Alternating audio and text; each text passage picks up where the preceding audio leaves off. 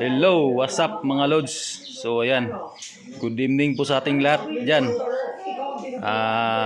Ayan po yung ating nabili ngayong araw, no? Nakabili na naman tayo ng bali 8 tray po ng itlog ng itik dun po sa ating suki. So ayan, ayan po yung 280 per tray yung ating bili dyan. So 280 sa? Ayan po, kani-kanina lang po ito natin nabili sa ating suki. So ayan, isasalang na po natin ito dahil nga kumunti na po yung ating itlog sa ating incubator, medyo nabawasan na po. So magsasalang tayo ngayong gabi dahil yun na nga, dadagdag na naman sa ating pang-araw na kita, no? So bali po, ang bili natin dito lahat ay 240 ba o 3? 240? 2040? 2,440 po yung ating nabaya dito lahat. So ayan, medyo natuwa na naman tayo dahil meron na naman tayong may isasalang sa ating incubator. So bali po, hindi muna natin sasalangan yung ating bagong ginawang incubator dahil po kulang pa po sa egg tray, tsaka gumagawa pa po tayo ng egg tray sa ating bagong incubator. So papakita ko sa inyo yung ating bagong incubator po. So ayan po yung ating bagong incubator, no, na ginawa. So ayan po yung nagawa nating egg tray. Bali po nasa 7 pieces po yung ating nagawa, no. So ayan, 7 pieces yung ating nagawa muna dahil medyo busy tayo.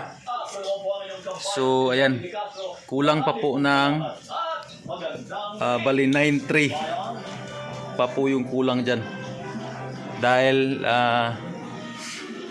medyo kulang tayo sa materialis, pero hinahanapan natin ng paraan. So ayan lang muna yung ating nagawa ngayong araw. So ayan po, dahan-dahan lang muna kasi nga medyo nahihirapan tayo dahil medyo mas malaki ng kundi po ito. So ayan, magsasalang na po tayo ng itlog. So ayan, tinutulungan tayo ni Mrs. sa ating ginagawa. Bali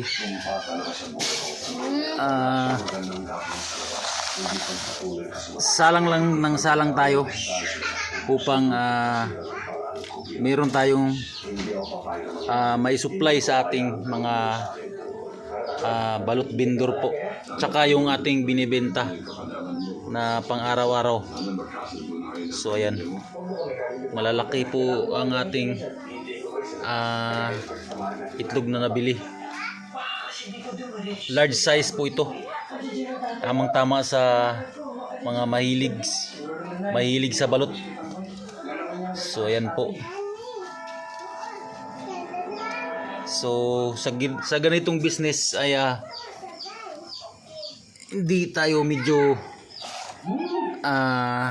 nahirapan dahil yun nga, dahan-dahan nating pinapalago yung ating business po. Kasi yun ang hilig natin. Hilig, tapos naging masaya tayo sa ganitong klaseng business. Kung gusto nyong sumubok ng ganitong business ay subukan nyo lang. Hindi naman mahirap siyang gawin. Ang importante sa lahat ay intindihin natin yung ating mga ginagawa, dahil yun ang napaka importanteng bagay sa pagbabalot. Kumbaga lahat ng mali ay itatama natin, dahil nga hindi naman tayo perfecto lahat, kasi ay medyo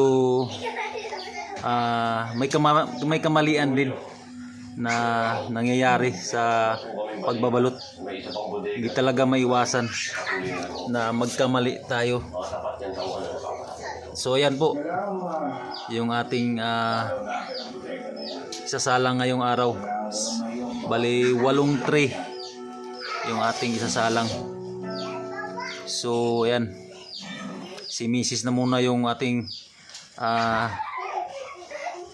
alalay dito, kasi nga mahirap mag-video kapag tayo yung gumagawa.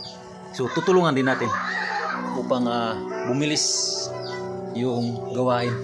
So ayan po, masaya tayo dahil yun nga, tuloy-tuloy talaga yung ating business. Kahit na may trabaho tayo, nabibigyan rin natin ng oras sa pagmamanage ng ating maliit na business. So ayan, 2 tray na lang yung kulang. So ayan, tuloy-tuloy pa rin tayo. Kahit papano ay may nakukuha tayong itlog sa ating suki. Dati kasi araw-araw tayong lumalakad, naghahanap ng itlog. Ngayon ay meron na talaga tayong nagsusupply ng itlog sa atin.